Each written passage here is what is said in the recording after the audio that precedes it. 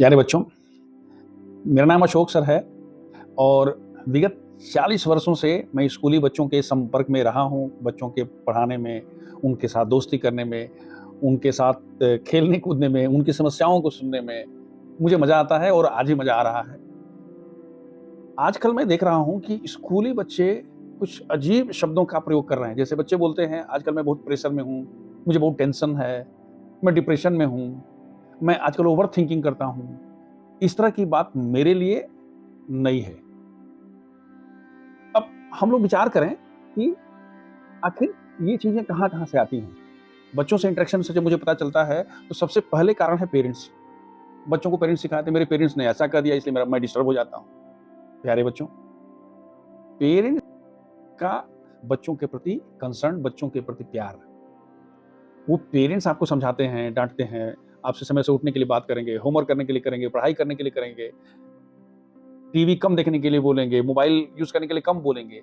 ये ऐसा नहीं है कि ये उनका नेचर है। ये उनका प्यार और कंसर्न है। वो चाहते हैं कि आप जीवन में खूब अच्छा करें, खूब आगे बढ़ें, बहुत बड़े आदमी बनें और इसके लिए अगर आप थोड़ा-सा भी इधर-उधर करते हैं तो उनको गुस्सा आता है, लाज़मी है। हाँ, कभी-कभी ऐसा होता है कि कुछ पेरेंट्स कंपेयर करते हैं रिलेटिव्स के बच्चों से, क्लास के बच्चों से, मोहल्ले के बच्चों से। अगर कभी-कभी पेरेंट्स ये भी बोलते हैं कि तू मेरा नाम डुबा देगा, खानदान का नाम। अगर आपको इस तरह की बातें डिस्टर्ब करती हैं, तो आप पेरेंट्स से सीधे बात करिए। मैं किसी बच्चे से बात बच्चा ने बोला कि सर मेरा बार-बार मैं डिस्टर्ब हो जाता हूँ, मेरे मन में वही बात आती है, मैं ओवरथिंकिंग करता हूँ कि मेरे पापा ने क्यों बोला कि तुम खानदान का नाम डुबाएगा। अगर आपको ऐसी बात बुरी लगती है तो फिर इनसे सीधे बात करिए, कम्युनिकेट करिए, उनसे कहिए कि भाई आप ऐसा मत बोलिए, हम ऐसा नहीं करेंगे, हम अच्छा करेंगे। और दूसरी बात ये है कि अगर आप नहीं बोल सकते, कागज़ में लिख करके उनको उनके हाथ टेबल पर रख दीजिए, ऐसा कोई पेरेंट नहीं होगा जो आपकी भावना को नहीं समझेगा। लेकिन पेरेंट्स आपको सिर्फ़ और सिर्फ़ अनकंडीशनल प्यार करते हैं और उनका कंसर्न है, ये उनकी चाहत है कि आप लाइफ़ में अच्छा करें, इसलिए उनके प्रति दुर्भावना कभी नहीं रखना है। दूसरा कंसर्न होता है स्कूल का, स्कूली माहौल का, टीचर्स का।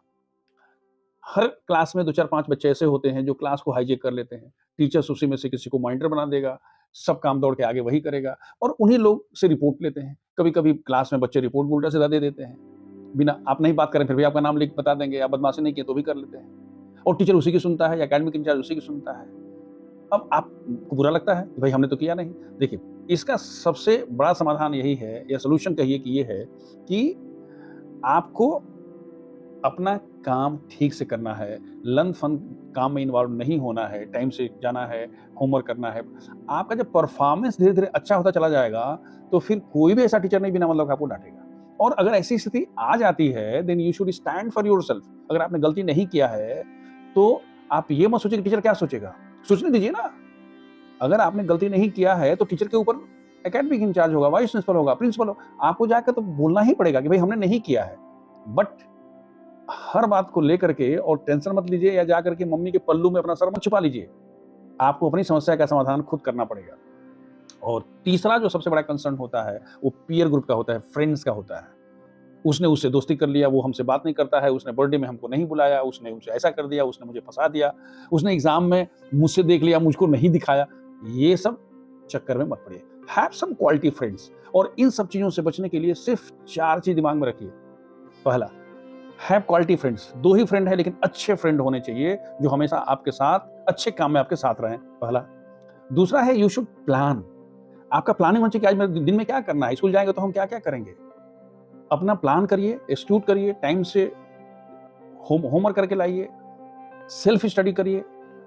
अगर ज़रूरत पड़ती है तो आप अपने दोस्तों को हेल्प करिए, दोस्तों से हेल्प लीजिए।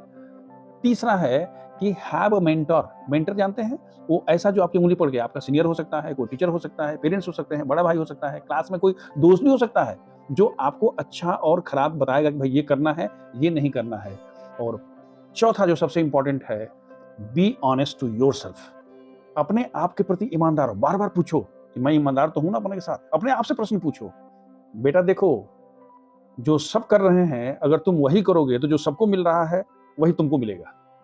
If you want to do something great, if you want to achieve something great, then you have to put extra effort, you have to be unique।